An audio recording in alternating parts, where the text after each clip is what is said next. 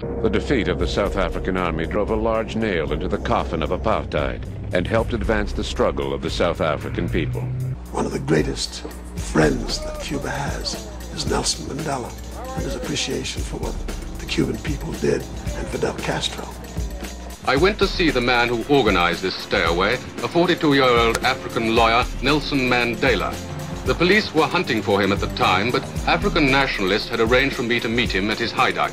He is still underground. This is Mandela's first television interview. I asked him what it was that the African really wanted. The Africans require, want, franchise on the basis of one man, one vote. They want political liberty. Do you see Africans being able to develop in this country without the Europeans being pushed out? We have made it very clear in our policy that South Africa is the country of many races. There is room for all the various races in this country. I'm trying to sell Africa to the world. I love this continent, and Africa needs to come alive. They know me, I'm a racist. I believe you mustn't mix black and white kids in the same school. Sorry, Louis, we're going to talk about it. Yes, really? They firmly believe it. They know you're a racist? Yes, for sure. These people? For sure. Now, if Dr. Verwoerd's government doesn't give you the kind of concessions that you want sometime soon, is there any likelihood of violence? There are many people who feel that the reaction of the government to our stay at home,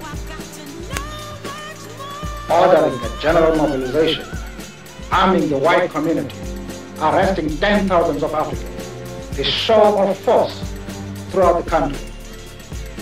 Notwithstanding our clear declaration that this campaign is being run on peaceful and non-violent lines, close the chapter as far as our methods of political struggle is concerned. There are many people who feel that it is useless and futile for us to continue talking peace and non-violence against a government whose reply is only savage attacks on an unarmed and defenseless people.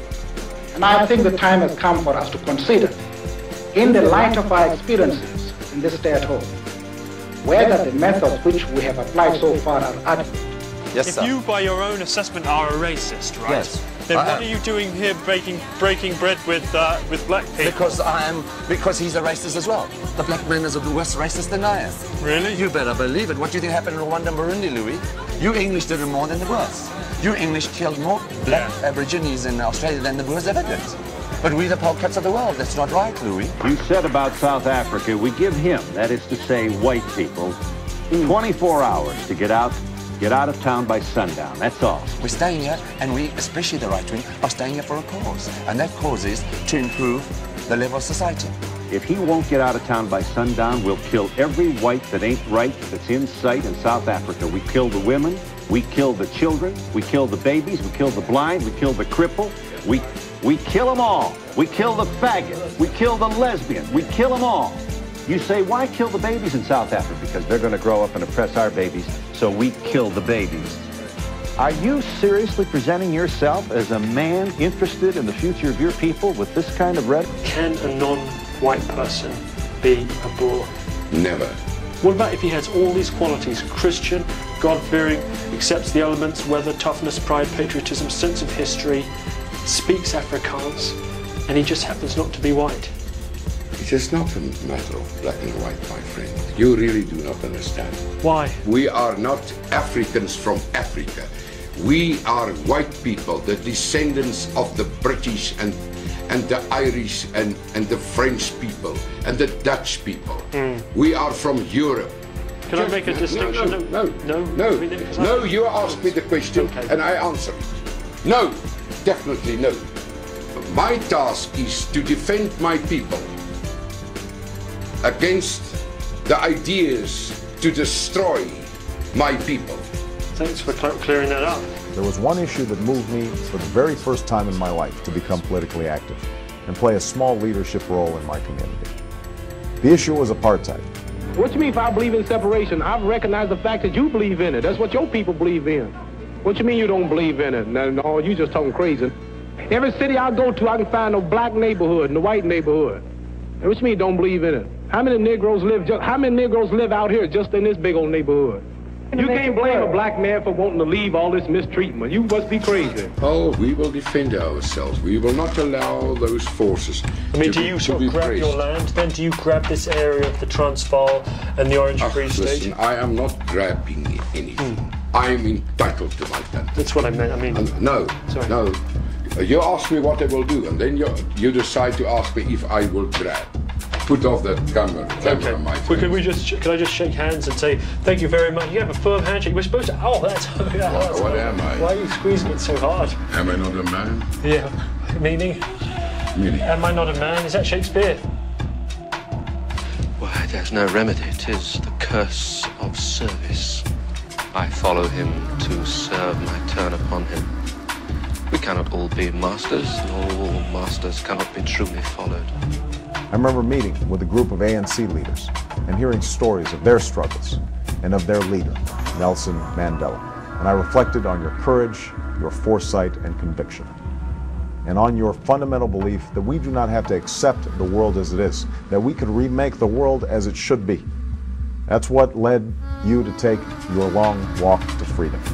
That's what led you and people in the United States like Rosa Parks and Martin Luther King to tear down the barriers of prejudice and misunderstanding they saw around them, and to help build a world that was more free, more equal, and more just. But we have bought into this inclusion philosophy of political correctness to the point that it is stifling out the glory of the cross of Christ. I just want to do God's will. So they could jump on Brother Colin Ferguson because they were mad with him for catching the Long Island train and killing all them white folks. I love Colin Ferguson. You love a man who randomly killed 6 people on a commuter train?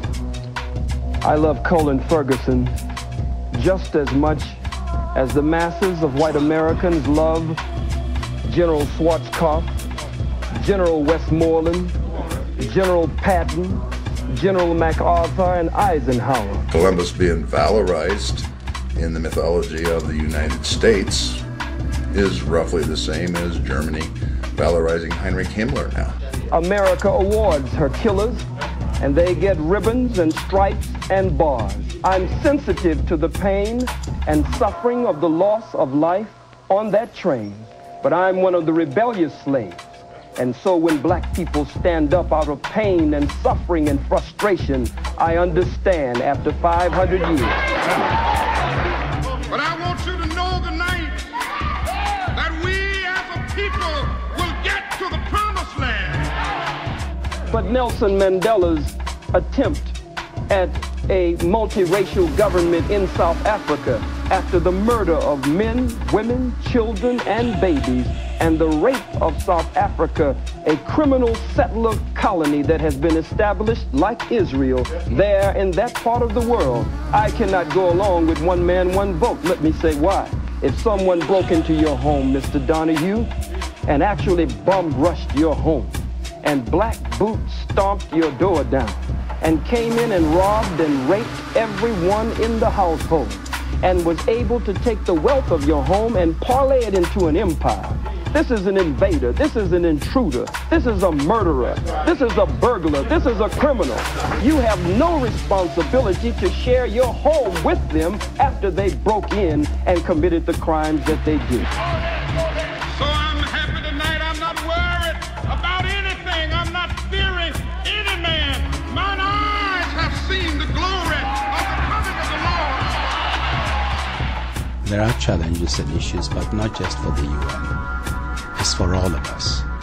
We live in a world where we have to understand we are all in the same boat, and one cannot be secure at the expense of the other. One cannot be prosperous at the expense of the other. And God said, let the waters under the heaven be gathered together into one place, and let the dry land appear. And it was so. And God called the dry land earth, and the gathering together of the waters called he seas. And God saw that it was good. And from the crew of Apollo 8, we close with good night, good luck, and God bless all of you on the good earth.